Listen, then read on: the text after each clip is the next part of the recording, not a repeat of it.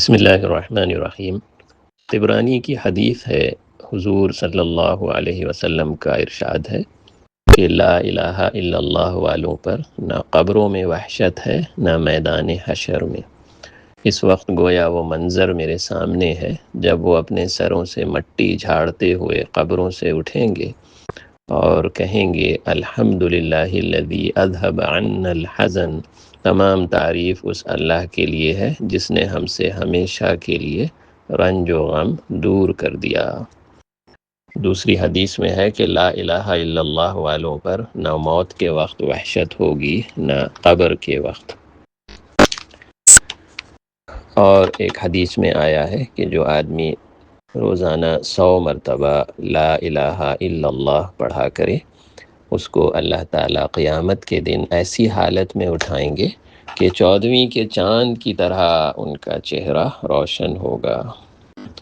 اور حضرت ابو درداء رضی اللہ عنہ فرماتے ہیں کہ جن لوگوں کی زبانیں اللہ کے ذکر سے تر و تازہ رہتی ہیں وہ جنت میں ہنستے ہوئے داخل ہوں گے۔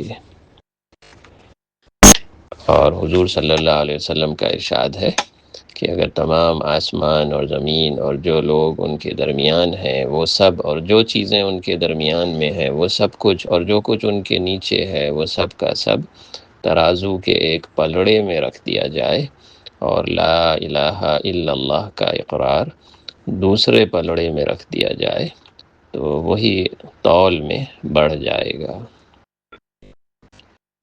صبح و شام چلتے پھرتے، سواری پیدل، کام کاج، اللہ تعالیٰ کا ذکر، تسبیحات، کلمہ طیبہ، تیسرا کلمہ اور استغفار اور درود شریف اور دعاؤں کی کثرت کریں۔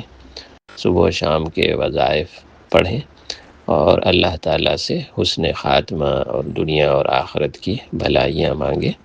اللہ پاک ہمیں، آپ کو، تمام امت کو ہر وقت ذکر میں رہنے کی توفیق عطا فرمائے۔